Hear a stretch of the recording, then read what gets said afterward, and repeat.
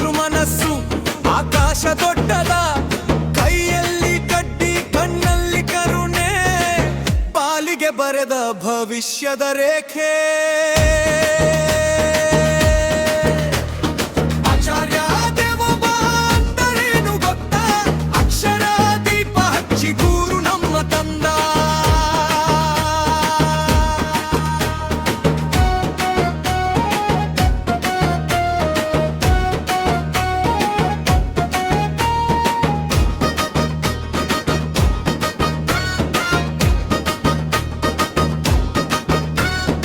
ಎಬ್ಬಿಸಿ ಹೇಳಿದ ಮೊದಲ ಗುರು, ತಪ್ಪು ಮಾಡಿದ್ರು ಕೊಟ್ಟ ಪ್ರೀತಿ ಗುರು.